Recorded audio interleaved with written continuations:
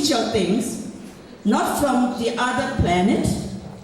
It is all existence in this universe. Nobody found it until Buddha found it. So, we should have to realize, anicca, dukkha, anatta. So, another question I have to ask myself, or you have question again. So, we have to just patient, for no reason at all, just patient, whatever. You know what? We are creating every situation, every environment, even global warming, we created ourselves. So it was in Rajgiri, Buddha staying in the one of the cave in India, nearby Bodh Gaya. Yes. Okay. So let me finish just 1 minute. So the king of the Devas came to meet Buddha. Buddha, who is the destroyer?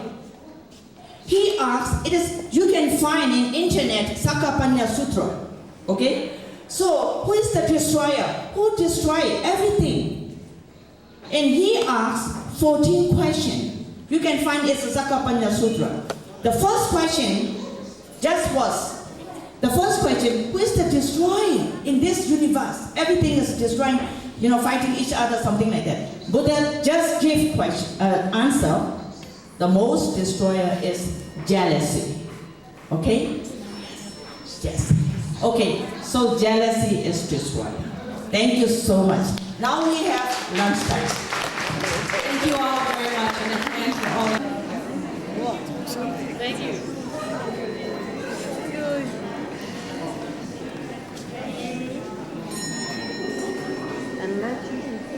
Excuse me. We are coming from Germany, and just I'm honored to moderate that afternoon session. And what I want to do at first is, for this topic, to say something and try to make an attempt to link also these papers and presentations we have this afternoon. So, because it's rather a challenging topic, maybe even that traditions within Buddhism, like traditions in general, of course, are by no means something fixed or static. Even if in this impermanent samsaric world, obviously they are not. They emerge at a certain point of time, at a certain spot, due to certain circumstances. And they might be useful and make sense for a certain period of time. Aims of Buddhism at that point of time and in that certain region or framework. And that also means, in order to keep the spirit of Buddhism, it is even the duty of each generation, and maybe I should add here of each culture, to break or to reshape outdated or non-appropriate traditions according to contemporary needs and challenges, and to invent new traditions which might be broken in future times by future generations. So the question at stake is how, when, through whom, and for what purpose or purposes traditions, may it be certain general rules, precepts, ordination question, general setups, institutions, or whatsoever, should be reshaped, reformed, or, according to the title, even broken. And here, the question of legitimacy comes in. And this question can only be discussed and answered on the concrete level of a specific case. Perceptions, interests, and also fears of the various groups which are involved. So the discussion dynamics around the Bhikshuni issue in the Tibetan tradition we had the day before yesterday after the documentary film about the conference in Hamburg, but just a recent and very vivid example for these kind of controversial processes. So in our afternoon session, we will now listen to 4 different examples and approaches, all dealing with the question of breaking or reshaping traditions, ranging from ordination issues for nuns in Thailand until inventions of new traditions in a monastic sangha in the US. Theravada Buddhism. Sri Lankan women's bhikkhuni ordination is now well established, and Thailand is catching up with Sri Lanka in that regard. Unfortunately, whereas in Sri Lanka, the restoration of the bhikkhuni sangha has moved steadily forward in Thailand, out of 27 samaneri and 7 bhikkhuni, 11 have found it difficult to remain in their yellow robes and have robed as mechi or pashka. The difficulties of remaining in yellow robes are deeply rooted in the question of legitimacy of ordination. In this paper, I would like to explore the notion of ordination validity from the perspective of related debates and events in Thailand. In Thailand, one of the main questions in the Thai Buddhist bhikkhuni debate has been whether there is a viable method for the ordination of women as bhikkhuni. The bhikkhuni ordination lineage in Theravada Buddhism was disrupted some centuries ago. Ordinary Thai Buddhists commonly believe that bhikkhuni ordination for women is no longer possible because their ordination ceremony requires both bhikkhu and bhikkhuni preceptors. And in contemporary Theravada Buddhism, there are no bhikkhuni preceptors who could ordain new women candidates as bhikkhuni. This was true at least until the restored bhikkhuni sangha had taken a firm hold in Sri Lanka. Opponents of bhikkhuni ordination tended to emphasize this common objection. This negative view of bhikkhuni restoration is epitomized by the statement of Prayut Payutto Bhikkhu, a renowned monastic scholar of Thailand. Payutto considered that a new bhikkhuni ordination ceremony is impossible when there is no bhikkhuni preceptor to fill the Vinaya requirement that there be both bhikkhu and bhikkhuni preceptors. Emphasizing the role of bhikkhuni preceptor, Payutto wrote, quote, "The bhikkhuni ordination ceremony is almost complete at the stage of bhikkhuni sangha's oral examination. The following stage, the bhikkhu sangha's precept conferral, is only for the purpose of hearing and acknowledging the bhikkhuni sangha's accomplishment. Therefore, the bhikkhu sangha does not have the right to ordain women as bhikkhuni if the candidates are not yet ordained by the bhikkhuni sangha." End of quote. On the other hand, bhikkhuni ordination supporters argue that the disruption of female ordination lineage does not prevent contemporary Buddhist women from ordaining as bhikkhuni. In 2003, the Thai Senate Subcommittee for Women's Affairs issued a booklet entitled Bhikkhuni Ordination in Thailand. Exploring the stories from Tipitaka, the booklet identified 5 alternatives for bhikkhuni ordination permitted by the Buddha. Among the 5 options, the ceremony by dual sangha, which is considered a normative procedure, is explained in most careful detail in the booklet.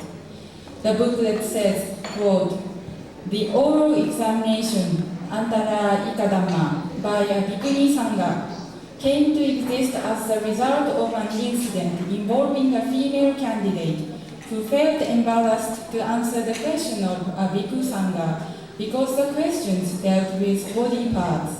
Therefore, we can conclude that at the time of women's ordination was done only by a single sangha, that is bhikkhu sangha. If there is no bhikkhuni sangha, bhikkhu sangha can ask questions concerning antarayika dhamma. End of quote. This interpretation constituted a turn-away from Thai Buddhist traditional conception of women's ordination and stood in remarkable contrast to the influential bhikkhu's interpretation quoted earlier. Payutto Bhikkhu argued the role of the bhikkhu preceptor is just to confirm the bhikkhuni sangha's decision to approve its new members. In contrast, the Senate subcommittee argued that the crucial element was the bhikkhu preceptor who performed the main conferral of precept on the candidate, not the senior bhikkhuni who gave the oral examination. According to the Senate subcommittee's interpretation, then the absence of bhikkhuni sangha in contemporary Thai Theravada Buddhism does not preclude women's bhikkhuni ordination.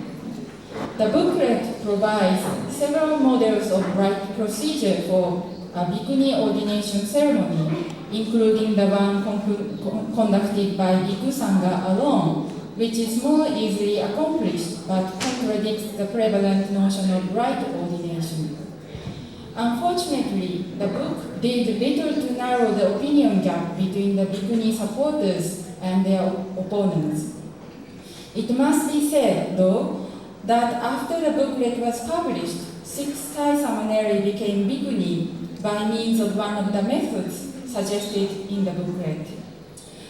The next question is, if those Thai bhikkhuni ordinations follow the new interpretation of right ordination, will they truly be recognized as legitimate? In the present situation in Thailand, the religious authority of the national sangha cannot outright dismiss Thai women's bhikkhuni ordination. However, at the same time, the national sangha cannot offer a conclusive definition of legitimate women's ordination since it does not accept female members.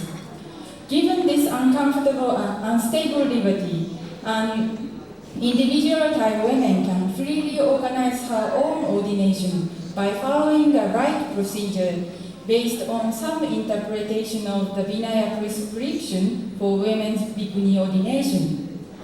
After a women's ordination, however, her social status as samaneri or bhikkhuni is not necessarily fully recognized. Regarding these individually organized ordinations, Buddhist critics, including conservative bhikkhu, lay intellectuals, and even some bhikkhuni, can identify problematic aspects of women's ordinations by referring to the traditional conceptions. However, none of them are in the position to set out the standard definition of a legitimate ordination either. Since any kind of ordination procedure can be criticized as invalid or illegitimate, the social status of all Thai bhikkhuni is insecure. It is not just a single ordination ceremony which contradicts Thai Buddhist common notion of right ordination, but also those performed by dual sangha of international Buddhists. In other words, even if an ordination were done in accordance with the Vinaya, without the sanction of an established authority, the appropriateness of the ceremonial procedure alone would hardly guarantee the legitimacy of ordination. A question worthy of deliberation is why private ordination is not perceived as being just as legitimate or valid as initiation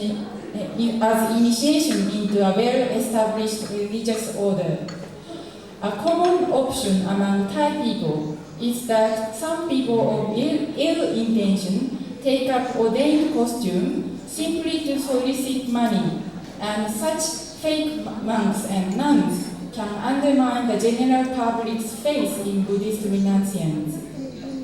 Therefore, people often ask an unfamiliar individual in an ordained Buddhist costume about matters such as which temple of which Buddhist order and by which preceptor he or she was ordained, in order to clarify whether he or she is worthy of their offerings.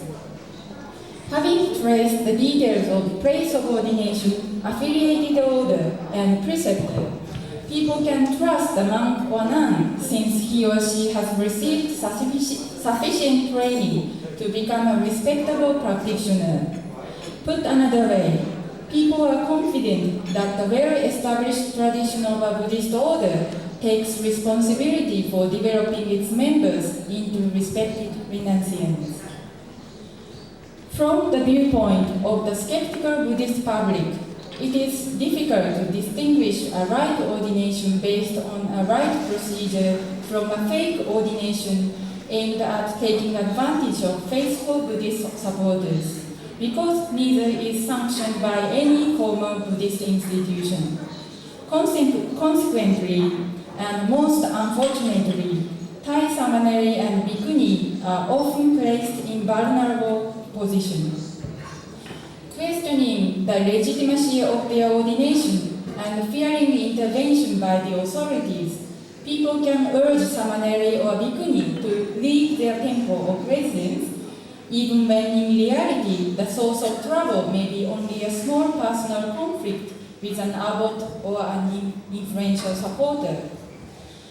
When individual women challenged the injustice of gender discrimination in matters of ordination opportunity and take up monastic robes for a new beginning of a female order, they will certainly face adversity as long as the authority does not grant their ordination legitimacy. This is no doubt a thorny path. On this path, newly ordained samaneri and bhikkhuni take on significant tasks and responsibilities.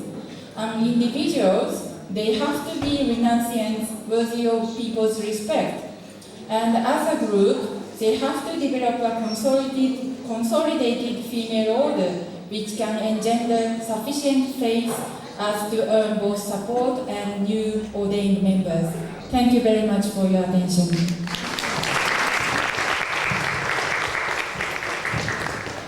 Thank you, Tomoni, for your really rich and informative understanding what a tradition is.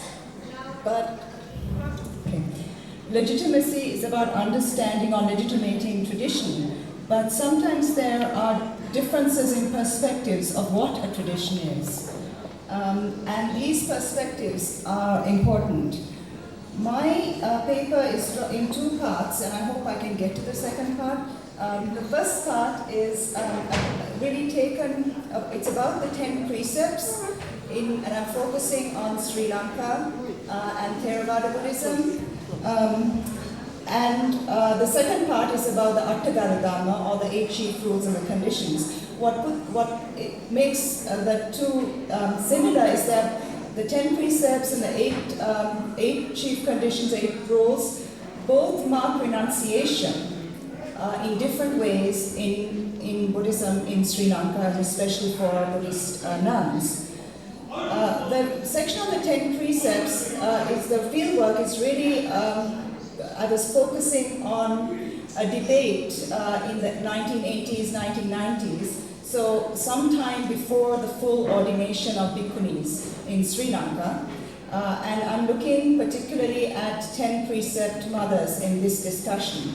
And also the meaning of what is 10 precept ordination and how it is understood differently. Now, 10 precept mothers, Dasasil Mata, Dasasil Manual, are generally seen, they have the shaven head, the saffron robe, and neither of these is part of the 10 precepts, but they're recognized because they also live in celibate communities and they are dependent on alms. Okay? Now, this debate was local to Sri Lanka, but it was really about whether these women who are wearing the robes like this and are taking 10 precepts, whether they are renunciant or ordained. Okay? Whether they are their ordination is renunciant or lay. Okay, so Pavidi, Pabbaja, or Gihi. Okay, and Sorry. okay, although my research does draw primarily from Theravada Buddhist context, it has implications for Buddhists at a global level because all Buddhists observe some kinds of precepts. In particular here, I argue that renunciant identity may be understood in different ways in theory and in practice. While certain prescriptions often serve to mark renunciant identity, there's a controversy of what these prescriptions are and the specific on how they are practiced. And some of these controversies are more theoretical. Okay? In the area of religious practice, sometimes the controversy may be of lesser importance. Okay, so the 10 precepts, and I won't go through all of them, but they're basically the 5 precepts, the 5 basic precepts, plus for these women, the Dasasil Mantas, the 10 precept mothers. The third one is not engage in any sexual activity, and then there's 6 through 10, involving things like not taking food at the wrong time, not involving in shows, use of cosmetics, and so forth. Now, there is a difference in the 2 sets of 10 precepts. Okay, there are 2 sets, and they are understood differently, and there's a lot of controversy about this, saying that these women who are renunciant and look like renunciant, they really are lay. Okay? And they shouldn't even be wearing the robes. And that's where I'm drawing this from. So what then are the differences in these 2 sets of 10 precepts? Okay? And I refer to one set as the renunciant precepts, 10 renunciant precepts, and the other, because they are referred to that way in Sinhalese, as lay precepts. Gihi means householder. Okay? So there's 10 Pavidi precepts and 10 lay precepts. And this is important in some ways, and I'll say what the differences are here. Firstly, there is a context of how they are given. So in the 10 renunciant precepts, and by the way, the 10 renunciant precepts are also the same, just to complicate things, they are also the same precepts that the Samaneras, the novice bhikkhunis observe, but they would be called Samanera. Okay, so I'm referring to 10 precept mothers here more. So one difference is in the context and the word, where the initial request for the renunciant ordination is made. Having taken this robe, the candidate says, "Give me the renunciant ordination of Venerable Sir for the sake of expelling all suffering and realizing Nibbana." Okay, so the word renunciant is used there in the renunciant precept. It's not in the lay precept. And we can understand renunciation in many ways. Then another difference is in the recitation of the 3 refuges in the renunciant ordination ritual. It's a little different than the recitation of the 10 householder training precepts. The beginning of the Bhikkhuni Training Center in Sri Lanka in 1997 and the establishment of the Bhikkhuni Upasampada soon thereafter, the renunciant precepts were really, the 10 renunciant precepts were also observed by Dasasil Matas. So you had Dasasil Matas who observed both. And what's interesting is that this difference wasn't known. Okay, from the outside perspective, people don't necessarily recognize this because they look the same. So what I'm pointing to here really is that the difference between a theory and practice of how these rules, regulations work for renunciation is present. And one tends to sometimes be looking very much at the theory, but in practice, what is it that is counting? And I think this is also this sort of difference in understanding how the regulations work is present in the very controversial recognition practice of the Attagarbhama. Okay, the 8 conditions, which are very almost too well known. But the 8, and I'm going to the second part of the paper since I have some time. The 8 revered conditions, the 8 chief rules, however you want to translate them, They are the rules that Mahapajapati Gautami is supposed to have accepted as part of the Bhikkhuni ordination. And these are very, very controversial. Now the question is, how are they practiced? What are they? How are they practiced? And there are some in Sri Lanka who just don't give them much importance at all. Bhikkhuni Kusuma has written and spoken a lot on this topic, and she rejects them in no uncertain terms. And the Sinhala-speaking bhikkhunis have given different responses to questions about the 8 conditions, the 8 rules. Some seem to be indifferent to the rules, and others say that they know them and they observe them, but when I ask them a bit further, they're not really so sure as to the details of them, and they're a little critical of them. Okay? So some are very outspoken and saying that they have,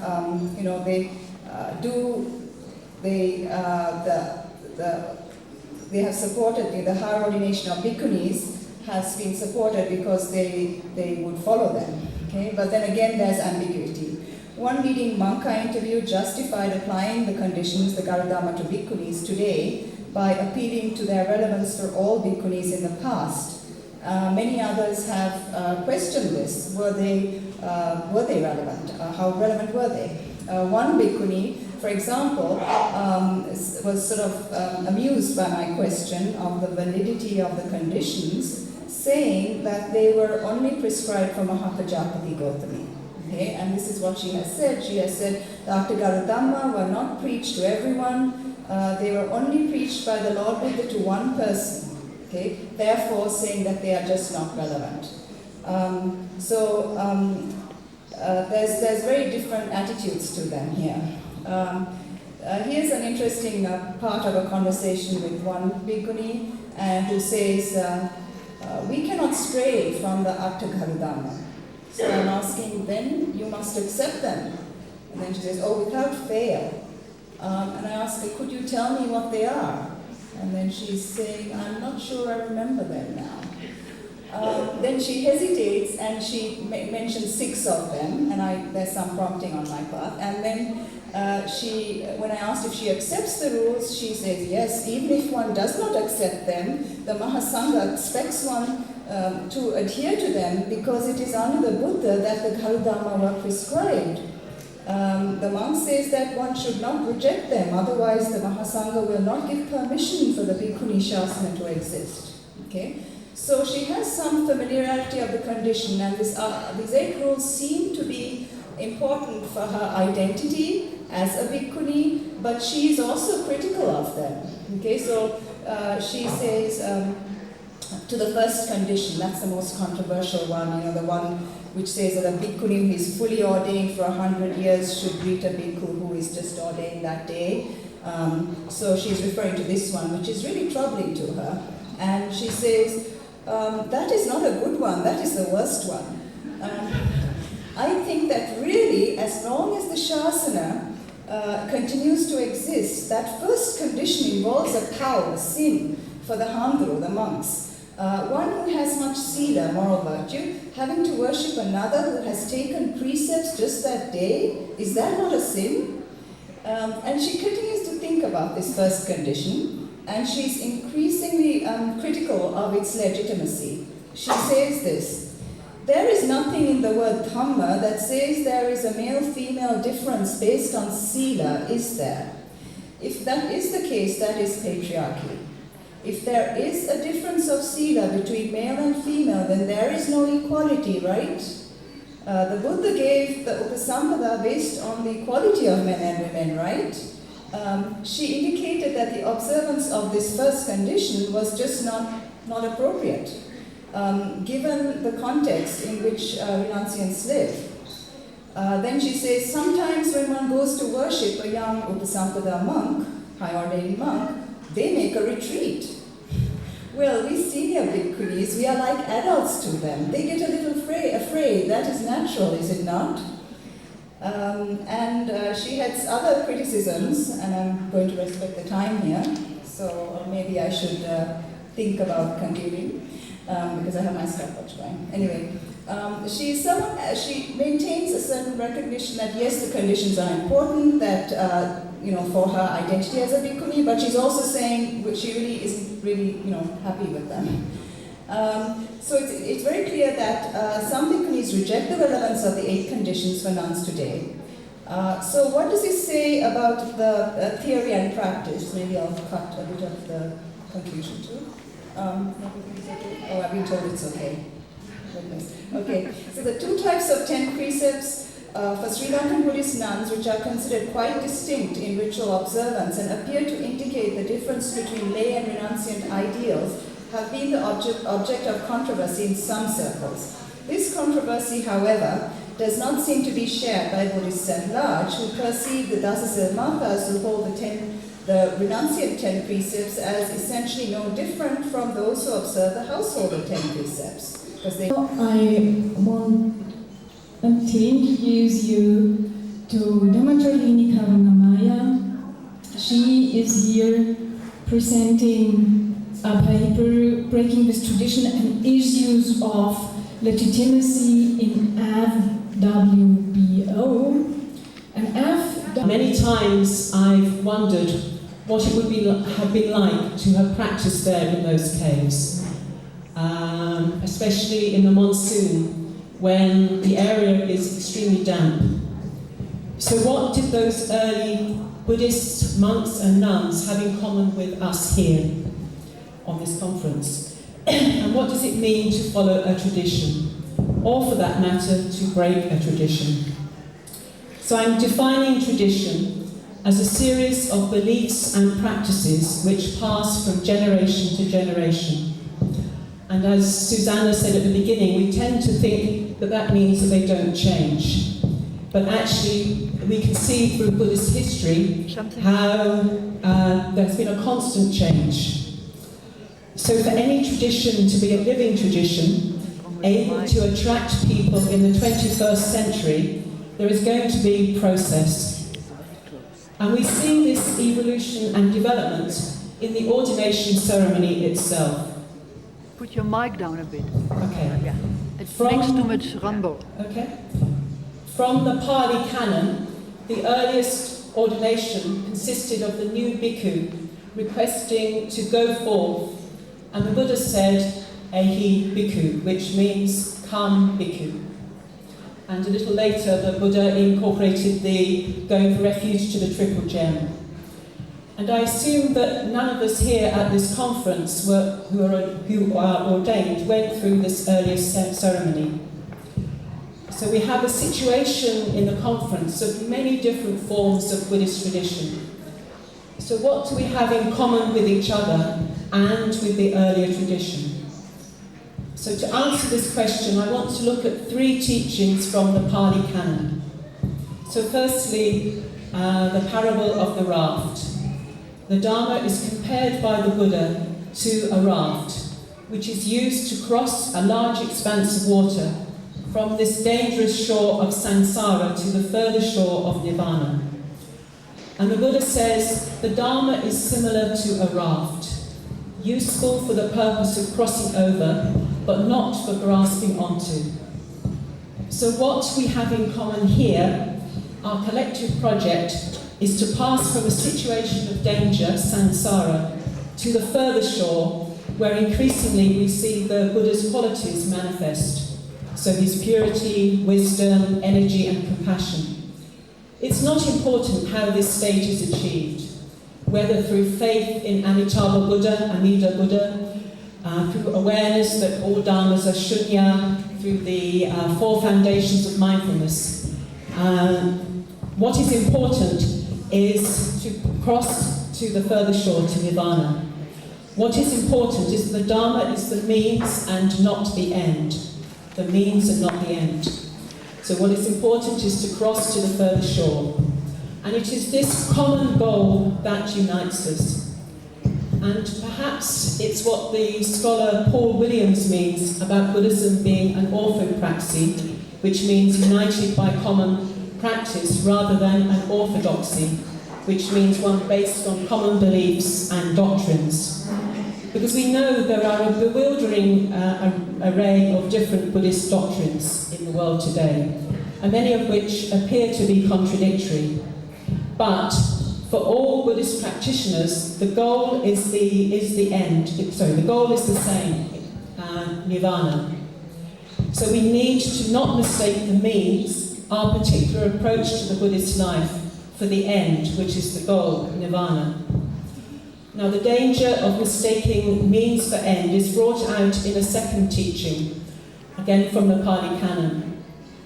And yes, it's Silabbata Paramasa in Pali, or Shilavrata Paramasha in Sanskrit, which means to cling to ethical rules and religious observances.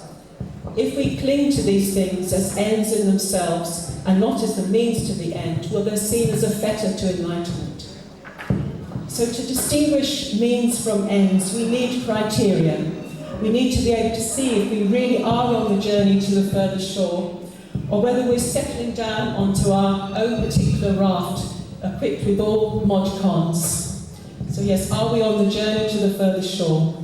So in the third teaching from the Pali Canon, the Buddha gave such guidelines to his aunt and foster mother, Maha Prajapati, who asked the Buddha, "What is your teaching?" And the Buddha replied, "A reliable teaching will lead one towards dispassion, not passion, towards freedom, not bondage, towards simplicity of lifestyle, not covetousness, contentment, not discontent, energy, not laziness, solitude, not company, and towards delight in good and not delight in evil." They're subject to abuse, to 6. A great hero who unfortunately is unknown outside of India to a large extent, converted with millions of his followers to Buddhism to escape from this iniquity.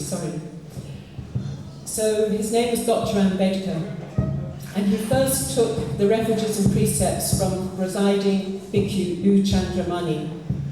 And then Dr. Ambedkar led his followers himself in the refuges and precepts. And then he could be said to have broken with tradition, especially the Theravadan tradition, in at least 2 ways. Firstly, Dr. Ambedkar developed or revived the conversion ceremony for lay people. And secondly, by leading the conversion ceremony himself, Dr. Ambedkar placed himself on an equal basis with a monk. So Dr. Ambedkar saw the potential for the Bhikshu Sangha to guide and serve the people, but felt that in mid-20th century India it was failing in this duty. He envisaged the need for a new type of Buddhist practitioner and worker, and the formation of a world Buddhist mission to spread the Buddha Dharma. So Venerable Sangharakshita had met Dr. Ambedkar in India and agreed about the need for a new type of Buddhist worker. In 1967, he founded the Friends of the Western Buddhist Order, TBMSG, in India, which, at least to some people, is seen as a break with tradition. In the mid-1960s, there seemed to be only 2 approaches to leading a Buddhist life in the West: a minority who took monastic ordination, and others whose involvement could be seen more as involvement in a club or an interesting hobby. So Sangharakshita considered that there were adverse consequences to this division between monastic and lay. For monastics, an over-attachment to merely formal aspects of monasticism, and for the layperson, an emphasis on gaining merit in this lifetime and a postponement of real spiritual practice to a future rebirth. More recently, the Buddhist scholar Reginald Ray has suggested that settled monasticism was a later development, which largely occurred after the parinirvana of the Buddha, and that the boundaries between lay people and monks and nuns was initially less fixed. Originally, the ideal was of the freelance forest renunciant, dedicated to solitary meditation and the realization of nirvana. But this emphasis changed with the development of settled monasticism, monks and nuns living a settled monastic life. So in the mid-1960s, Sangharakshita wanted an approach to Buddhist life that would involve one's whole life and reach and involve more people. An example of what could be seen as a break with tradition. senior women disciples ordained other women into the Western Buddhist order for the first time, and men and women are ordained on an equal basis into the order. In these ways, the FWBO TBMSG might be said to have broken with tradition, or to be part of an ongoing, evolving process which started over 2,500 years ago, keeps the Buddha Dharma alive, relevant, and of the nature of a personal invitation. So in this conference, I find myself in an interesting situation. I consider that for the past 35 years, I've been a serious Buddhist practitioner. For 20 years, I've been an ordained member of the Western Buddhist order. And now for 15 years, I've been practicing celibacy and have become an anagarika. As an anagarika and Buddhist practitioner, I've gone forth from sexual relations and family. I've gone forth from owning a home, from 2 careers, and I aspire to simplicity of lifestyle and fewness of possessions. But here, my ordination and commitment, at least by some people, is not recognised, and I'm seen as a layperson. I do not consider myself to be a layperson with its connotation of being a less serious Buddhist, any more than other so-called laypeople probably see themselves in this way. The so-called ex-untouchables in India dramatically reveals the negative effects of reliance on tradition.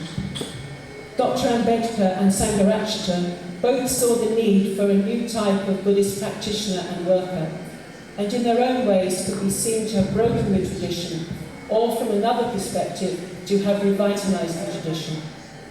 The order started by Sangharakshita has sought to move beyond the distinction between lay and monastic, stressing the centrality of going for refuge, emphasizing commitment as primary, lifestyle as secondary, and takes teachings from the whole Buddhist tradition, but emphasizes those practices which could be considered more basic and essential and unquestionably legitimate.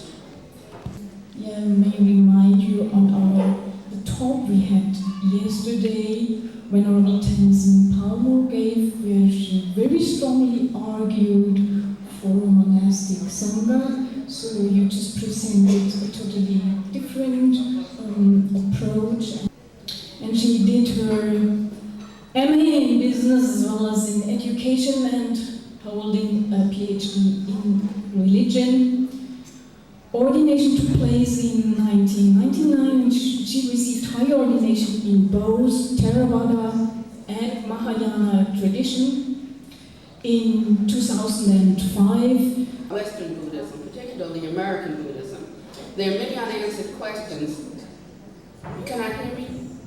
There are many unanswered questions about what form American Buddhism will ultimately take, and will that form be embraced by the worldwide Sangha as legitimate if it does not conform to existing traditions. And I would like to make 7 points. Unlike most other countries in the world, America has come to experience the Buddhist practices and teachings of many different traditions from many different countries. So some of us integrate those practices effectively. Others choose a single tradition and train with the mindset of the country and culture of their teacher. Still others others' views are influenced by the nation's predominant spiritual tradition, Christianity. We speak with words and expressions that are foreign to our teachers, but that often convey the meanings of the Buddhist teachings in a more understandable way for our fellow Americans. This is sometimes an obstacle for our Eastern teachers. This is my first point. Monastics from the East are opening temples or coming to Dharma centers as teachers, but not investing in the American people themselves as the ultimate carriers of the Dharma to their own people. I believe it is necessary to encourage, to ordain, and to train teachers of Western descent to advance to roles of leadership in temples, Watts, Vihars, and training centers later, to reach out to the Western community and to help its fledgling Dharma centers become self-sufficient. When King Ashok's son and daughter established the Bhikkhu and Bhikkhuni Sasana in Sri Lanka, the king asked Mahindathera whether the Sasana had been firmly established in the island. The latter replied that indeed it had been planted, but it would only take firm root when people born in Sri Lanka of Sinhalese parents studied the Vinaya in Sri Lanka and expounded it in Sri Lanka. So too, Buddhism in America will only be established when people in America of American descent study the Vinaya in America and expound it, teach it in America. This is my second point. The Buddha set in training guidelines for the sake of individual practitioners to foster ease and harmony within the community, and in sympathy for the views and understanding of the people in the general society. So many rules were developed due to people taking offense in the actions of the disciples. In America today, many of those same rules cause offense in our society. So what should we as monastics do? Just before passing, the Buddha encouraged the disciples as a body to keep only the major rules and abolish the minor ones. We must look at protocol concerning robes, handling food or money, female monastics, traveling alone, samanera and bhikkhu in the same accommodations, the emphasis on sexism and rampant gender bias, and many other training rules to find ways to exemplify the essence of the Dharma and uphold the intent of the discipline while allowing for cultural differences and contemporary life. A patriarchal religious model cannot survive in America, where 40% of our women have college degrees and are the main supporters of the institution. To say we are not true monks in Western centers because we shake the hand that is offered, because we prepare our own meals and even show our visitors hospitality instead of being served by them, should be re-examined. This is the third point. As a bhikshuni, when I later embraced the Theravada tradition, I was told by my preceptor that I would not be respected as a nun in the community without actually reordaining. Not understanding the politics at work, I consented. My preceptor is Nepalese, and they do not acknowledge bhikkhuni status. So in undertaking the ceremony, to him, I was considered to have renounced my Mahayana bhikshuni status for Theravada seminary. I vigorously resisted this assumption because it caused a big problem for me going forward, and it took over a year to rectify. Every legality was questioned. It was suggested that the matter could be settled by simply going to Sri Lanka and taking bhikkhuni vows there to be safe. But why should any of this be necessary? The Buddha had no such sectarian distinctions. Why start over? We don't have time to keep starting over. We must progress. We have to embrace and nurture those who ordain rather than find ways to exclude them or disavow them. This is my fourth point. In America, monastics have no special privileges, and there's no support base for Western monastics. So most have to work. Some work just to feed themselves. Others, like in our hermitage, are engaged in projects. We have an affordable housing project in our community that will in the future sustain the community, and it will provide an endowment to help us send out and support monks and nuns in the future. So we have to be resourceful in America to build the first Western communities due to the high cost of living and the lack of financial support. Unless established sanghas are willing to share their resources, we should not be considered illegitimate simply because we must generate revenue and the means to survive and to sustain the Dharma. This is my fifth point. When we started our temple, we had to prepare our own meals, and we did not wear robes because no Buddhists resided in our city, and we live in very close proximity to a known racial and religious hate group, but we became friendly neighbors. After some time, we donned our robes publicly, and then the questions started. As they had already found us to be kind and blending well in the neighborhood, keeping our property well cared for and so forth, they accepted that another religion had entered their culture. Now we are sought after for speaking engagements, community councils, interreligious matters all the time, and our Sangha continues to grow steadily. This, I think, is skillful means. Yet in some Theravada monastic communities, we were sorely criticized for not wearing our robes during this period of time and considered illegitimate because we must grow and cook our own food. I was asked why we fixed our own food, and I said, well, because if we don't cook it, we won't eat. How can I serve the Buddha and the Buddha Dharma if I'm dead? So this is my sixth point. Everything is faster now. We have books, computers, many good teachers to choose from. We have ease of transportation and highly educated ordinees, so training can also be accelerated. And people are evaluated by measures other than just Vassals ordained. And in fact, we have no monsoon season in the United States. So July through October, that's our best traveling time. Not the time to cloister. The winter months are more suitable for this. But some of us will never grow in Vasa's and move up in progression in the strict sense to meet the requirements for advancement. This is the 7th point. So because there is a reluctance to seriously accept training, promote us through the monastic ranks, and to address the peculiar needs of our diaspora, Westerners have had to go off and establish centers on their own, many ordaining only to disrobe later in frustration due to isolation, lack of support, and gender bias, and many not seeking robes at all. In fact, one of the largest movements in America is lay-led, but some things are changing in America. This past April, through the help and networking of some of the founders of 10thSakyadhita International, our Hermitage held its first dual platform grand ordination. With Venerable Karuna Dharma as ordination master, we had a quorum of 10 respected monks and nuns on the platform, including 5 Mahateras and Teras. Master has been upholding this tradition of non-sectarian ordination in this country for many years. However, the 8 qualified Western bhikkhus, bhikkhunis, seminaries, and ordained Dharma teachers who took vows at embracing simplicity and Hermitage did something new this time. As opposed to non-sectarian ordination, they, like myself, specifically ordained in both the northern and the southern schools.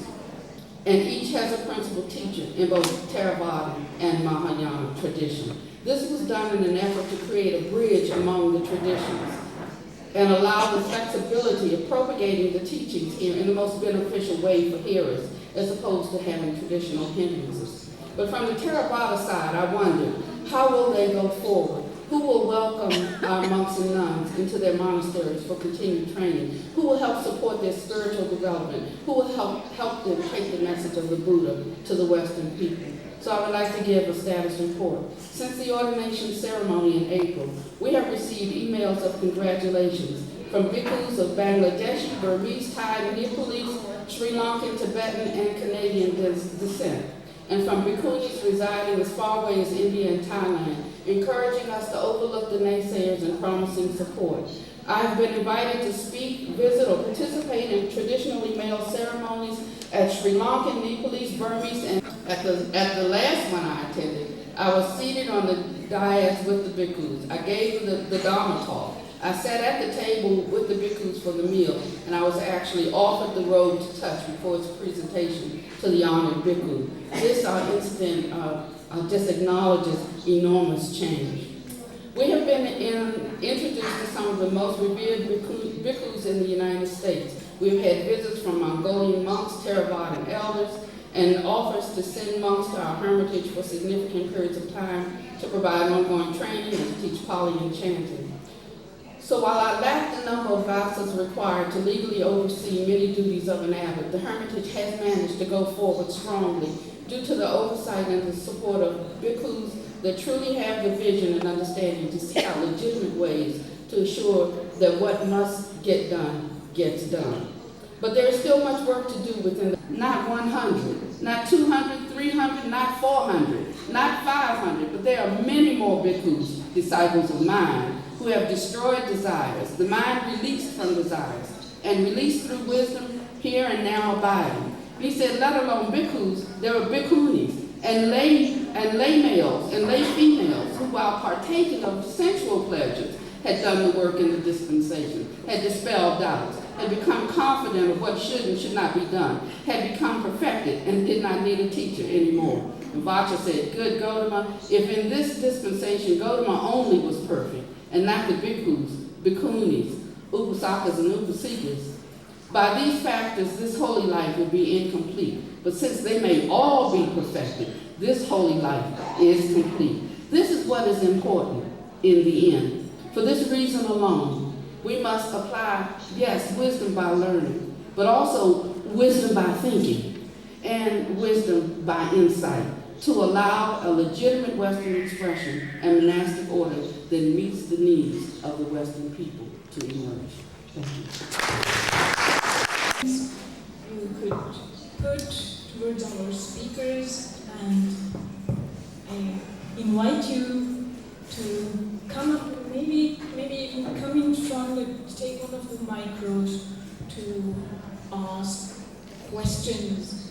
The conference tờ mong đi xuyên bù khởi улс түмний сайн сайхны төлөө эхчүүд эмэгтэйчүүдийн төлөө маш их зүйлээ хийж байсан. Монголын сайхан гэрших баатар зоригтой дайчин улсууд байсан юм аа. We are Mongolians very proud of our history because our state was founded 800 years ago, and during our history the Mongolian state were considering the issues of women, children as in a high importance.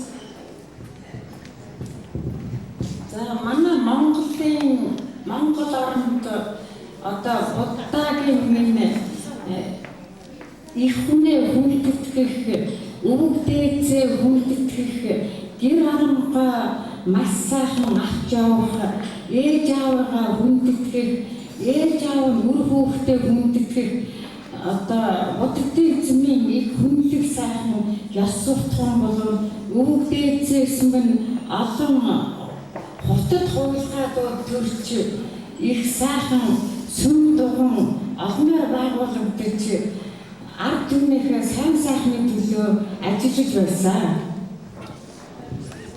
And we have very rich history and tradition, especially focused on the family welfare, to the respect for the elders, respect to the parents, respect to the people who are in need. So the Buddhist culture, Buddhist concept of compassion and loving kindness are very deeply instilled into our own culture or our own way of life.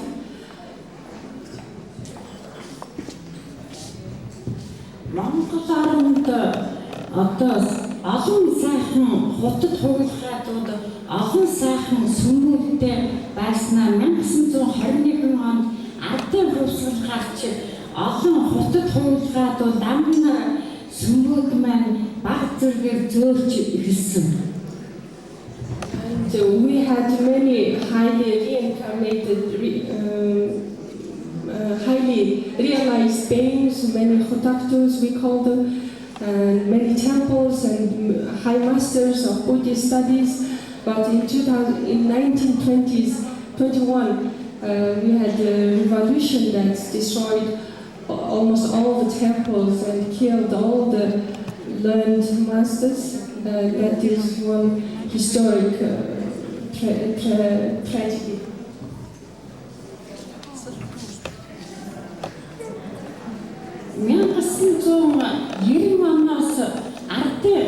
Ардчилсан засаг тогтож түүнээс хойш манай Монгол буддын эзэмийн олон сүмүүд одоо ард түмнийхээ төлөө, ээж хүүхдүүдийнхээ төлөө, ард түмний сайн сайхны төлөө их зүйлийг хийж байгаа. Тэгээд манай төв гандан бас олон эмэгтэйчүүдийн сүм дурнуудад нэлээд олон гарч ирсэн. Starting in 1990s, because of democratic revolution, we started establishing many Buddhist temples, Buddhist communities, and for monks and nuns, and also those monasteries and nunneries work for the social welfare for needy people.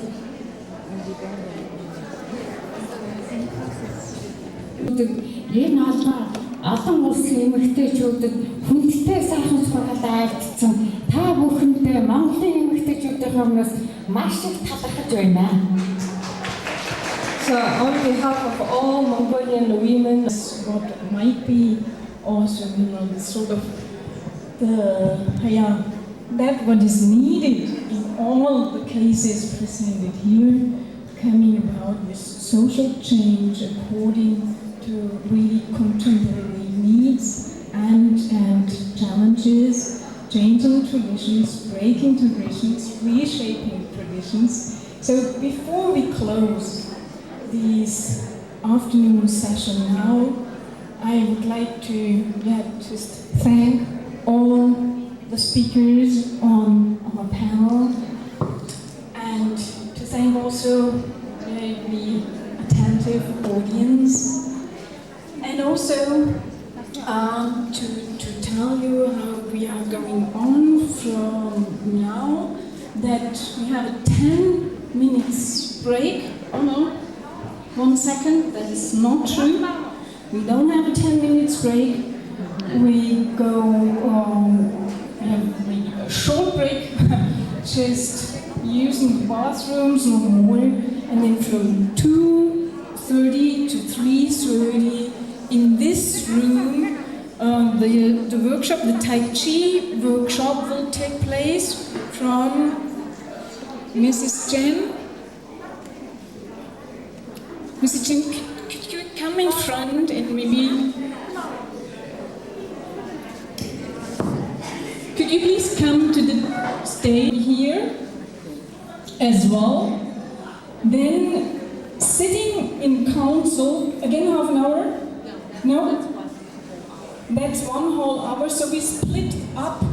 We split at 3 p.m. into 2 groups, so that will help to clean this part of the room for the Tai Chi.